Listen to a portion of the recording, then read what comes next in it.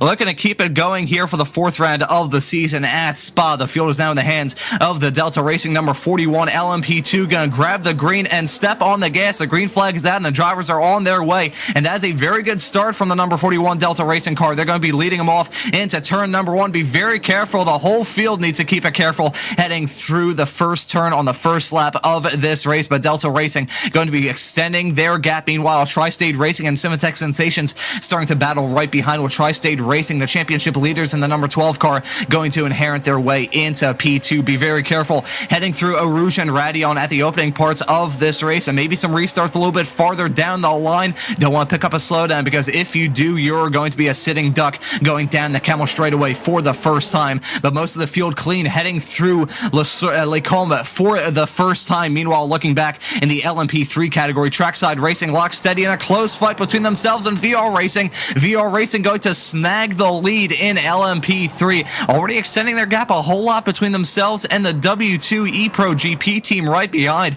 That's already about a 2-second gap. Incredible stuff from the front two in LMP3. Meanwhile, in the LMGT3 category, it's a Res Tech Reporter Corsa number 73 team leading over this Work Sim Racing Mustang, currently being driven by Corbin Lenaway. That number 16 car very sideways heading through Ravage. These drivers starting to push these cars to the absolute limit, and in multi-class sports car racing with tires that are about as greasy as a pizza that you can buy in the streets of New York City, these drivers are going to be struggling heavily in the opening laps of this race. But look at this. This is a move that the NOP Racing number 89 car put on the Tri-State Racing number 12. This was really the beginning of the end, so to speak, for the 12 car, because ever since they got that move put on them to slip their way down into third, we play to see what happened here. This is actually a move put on by the Rising Panel Racing number 47 car to slip their way up a position. That was side by side heading through Fanier of turn number 12 and 13. Very close stuff, getting all too flirtatious with that gravel trap on the outside of 13. The Laycom chicane, as we can see there, Tri-State Racing looking to try and keep that third position, but Cimatech go up into third, and then we can see, I think that might be one of the Rest Tech cars looking to make their way through into fourth place and can't quite do so. And I've got to say, the first couple of laps for our championship leaders of the number 12 at the Tri-State Racing team certainly hasn't been well at all. Still, we can see the car 22 looking to try and find that move ahead into fourth place. I'll go side by side on the outside into Speaker's Corner, and no move can be made as, that will be the Rest Tech car going off the circuit. They're feeling very, very aggressive. Alessandro City has been very fast in this race car. However, they've been fast, but they've been inconsistent as well. Haven't been able to get the finishes that they probably had in mind, but they're looking to try and redeem themselves with this race at Spa to get a move done on the Dynaco Racing number 95 to slip their way up into 7th with a nice slick move hanging to turn number 1. Rouge and Radion, as of course, we still have that slipstream down towards the Laycom chicane, so we'll see who else can look for a move, as we do see the VR Racing as well, and the MV Skinlab DS Racing car get involved as well, down to the Laycom chicane, 3 wide between 3 of them as we head into the chicane. And we do see the Vision 1 Motorsports car drop down to P11, was up in P8 heading down that straight and lost it all. And 29 spots when they started in this race. And I gotta say, Nathan, despite the fact that we were maybe expecting a little bit of opening lap drama, this race has been fairly smooth and fairly clean thus far, as we have a close battle there with the Res Tech Reparta Corsa and Race Ventura cars heading through into Lake Colm. I believe Race Ventura got the short end of the stick there, as they've also lost out on other spots of VR Racing right behind the incident, though, because that would have been a pretty heavy penalty as a result of that pretty light contact. Here may be it. Heading through Lake Colm, going side by side. Oh, yes, it was, and they skirted out a little bit. That penalties will be coming your way, and that will hopefully make the drivers realise, right, we'll be a little bit more sensible when we're battling this. That's contact there between the NOP and one of the LMGT3 cars heading through. Of that drama involving the 3 and the 89 being a little bit desperate. Oh, that was a misjudge. A little bit of net. Ooh, and look at that contact coming out. Oh, that is a big crash involving multiple LMP2s and the number 31 Delta Racing and LMGT3. That was a huge crash coming out of turn number 7. We're going to take a look at a replay of that drama heading through Lake Colm. It stacked up the field behind that number 31 car, and a bit of desperation, it must be said. Contact spins the number 31 into the path of the 85. The 85 really had nowhere to go as a result of all of that. It was contact with the Side by side nearly was the number 27. Side by side is the 27 and the 22. Look at that. The Res Tech report, of course, they're trying to get a move done. Very close to making contact. They were making contact heading through Lake Calm. There could be no doubt about it. Those 27 and 22 cars were linked coming out of turn number 6. And as they still battle hard, these two drivers playing with fire. Yeah, they have been struggling pace-wise as we take a look at a replay of the moment involving the number 47 Rising Panda Racing LMP3 car heading his way through turn number 8 and going for a spin and making light contact. Tire barrier, which here in the world of iRacing, the tire barriers are made out of the matter of white dwarf stars, but nevertheless, here's a replay of the trackside racing team number 34 car going off the track, and it wasn't a single car incident. That was definitely a bump. That, I believe, between the 92 and the 21 as we head our way to Portimão corner. And we'll see when we get going. We do get going, and it was just a better restart, wasn't it, there from the 92. Gets ahead heading into the inside of Portimão. 21 entry, and I think we'll find the replay to see exactly what went wrong. I don't have a good feeling about this in the slightest. You've got LMP2s and LMGT3s, and it was an LMP2 car spinning it around. And who was that? I believe that may have been an LMP2 car that just had a big hip check with the outside barrier. Panda Racing has won the last 2 races from this European Sportscar Championship season, so we'll see if they can try and join the 2-time winners club from this season. Meanwhile, NOP getting a move done on the CRF Motorsports black entry going down the Camel straightaway. For 6, it is certainly not one for the 73 as that gap has increased now to 17 seconds. It was 10 seconds after the pit stop, so the 73 under some brilliant pace at the moment as we do see the battle here for 4th place with the Res Tech and the Race Ventura car. The 43 and the 78 going side by side through into Blanchimont and down towards the bus stop chicane. The 78 going to look to go around the outside here. If he can possibly make the move, we'll have to stick it to the outside. It gives him the inside at the final corner, and we'll go side by side down towards La Source. And can the Ventura get back ahead? I don't think the 78 can. No, I think they're a little bit too far back for now. They had an off-track moment that cost them a whole lot of time, and we could see them fall into the crutches of their team car along with the duo of Race Ventura and NOP, who are now side by side going on to the Camel straightaway. You got the SC Competition TSR Corvette involved in that. That is not a good spot to find if you are the Corvette, and 3 wide heading into the Lacombe chicane, and contact between the number 43 and number 89 in the braking zone of the Lacombe chicane. That was major stuff between the two of them, and I was fully expecting that to end in absolute disaster. They are very lucky that that major contact heading through the braking zone at the end of the Camel straightaway didn't end in tears. And speaking of, a little bit of a boot scoot boogie attempted by the Race Ventura number 78 car on the NOP 89 contact again heading through Ravage. I think they may have had another off-track excursion. Yeah, because that was the same car that had it earlier on, wasn't it? They've lost the rear and gone, and they've gone flew into the wall at very high speed. And 41 gets a penalty. And that is the Delta Racing team, the one who have been dominant in the LMP2 category the whole way. And now it gives the number 20 possibly a chance to fight for the lead here. It would have been avoidable contact with car number 2, which would have been the SC competition car, which had, I remember that car had an incident earlier on down at Ravage, didn't it? So maybe it was something to do with that. I'm not sure.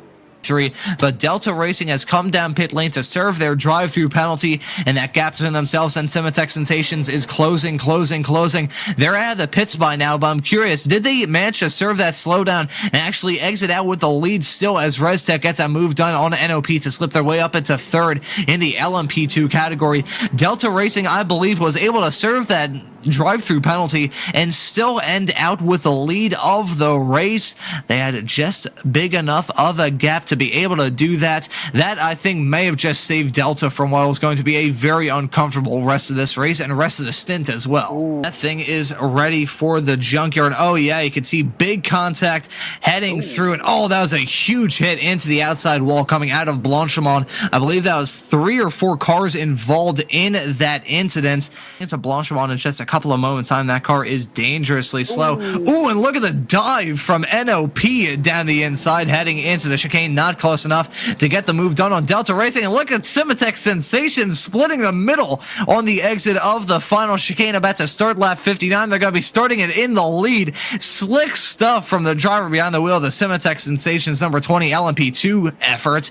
That was beautifully executed for them to take the lead at this point. This is looking like like a dogfight that we have on our hands between Simatech Sensations, Delta Racing, NOP, and even ResTech, who's only 4.3 seconds back of the Simatech Sensations number 20. I believe part of the reason why the pack is so close at the moment is mainly down to some split and wild strategies between all these drivers. As Delta is slowing, they definitely picked up a slowdown penalty heading through Arush and Radion, and that is going to cost them second as well. But regardless of how these drivers got as close as they are right now, Luca Leonardi, he is going to be side by side with Tri-State Racing, careening their way now down into the braking zone of the Lake Holmes chicane. Who is going to prevail in this fight? Is it going to be Tri-State or is it going to be ResTech? ResTech gets a move done. Slick stuff around the outside, heading into the Lake Holmes chicane. That was full commitment from Luca, and he managed to make it stick.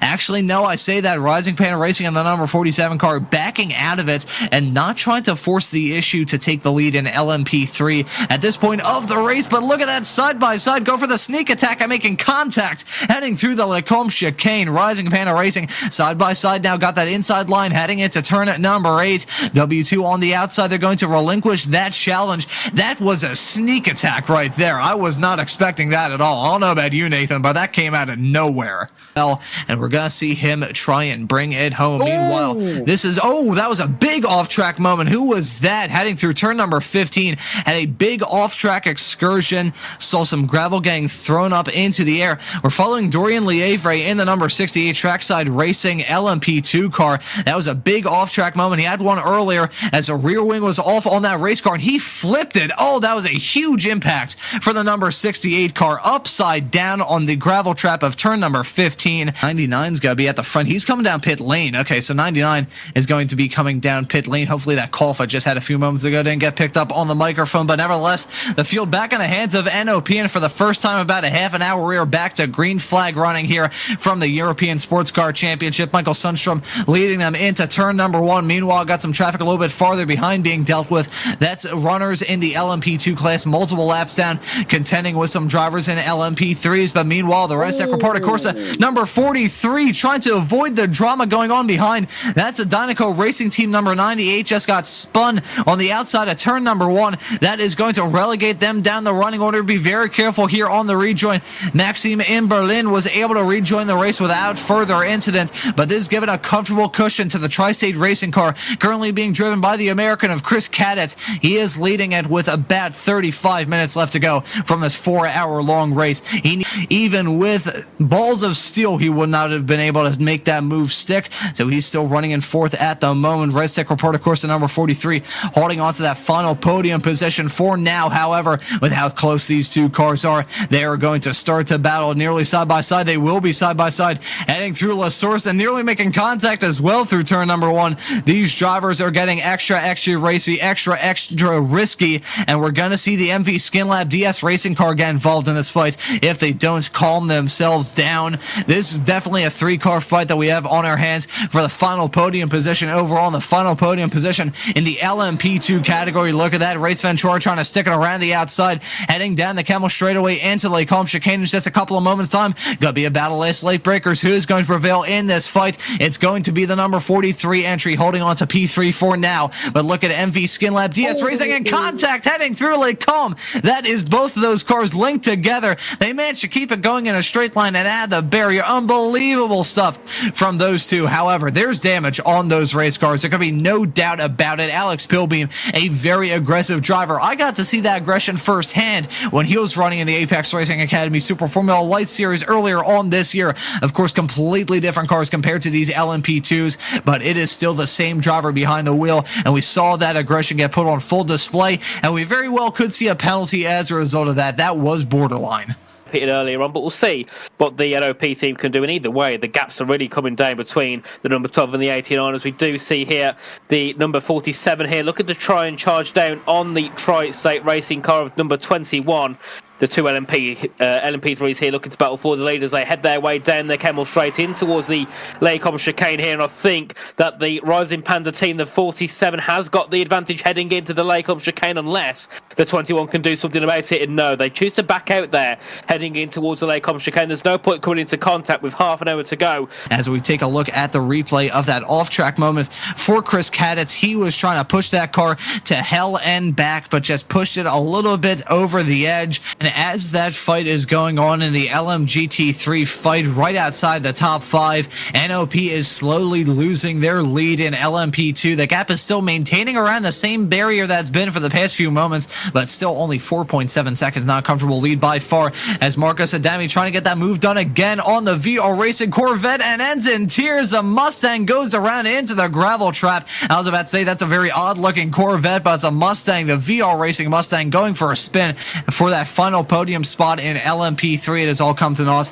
as Dynaco going to have to serve a drive-through penalty as well. They have yet to do it, but meanwhile, the number 22 car going side by side with the number 11 heading down the Camel straightaway for one of the last times in this 4-hour-long race. Who's going to prevail in this fight? Is it going to be the 22 or is it going to be the 11 with a huge drift heading into the Combe chicane? These drivers are pushing their cars to the absolute limit, and credit where credit's due to Mario Capalucci. The fact he kept that car going in a straight line with how sideways he was heading through turn number 5. That took some stones to keep that car going in a straight line.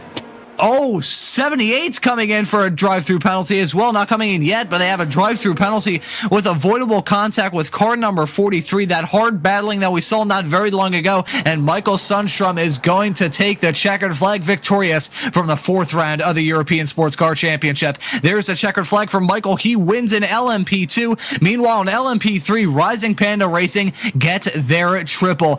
But rounding their way through the chicane through the final time, close, pretty much right on top of each other, separated by about a half of a second. The number 73 car is going to win it in dominating fashion. They come across the line side by side in formation. Well, fingers crossed, I think you're going to be in for a very good show at Mugello in just about a month's time. But I think here for this broadcast today, from round number 4 of the European Sportscar Championship, that will just about do it. And so, for myself, Ron Mullins, Nathan Richards joining me in the commentary booth, and Alex Simpson doing a wonderful job working all the cameras in the virtual production hauler, I say thank you all so very much for watching. Have a great rest of your day, and I'll see you all wherever it is in the not too distant future.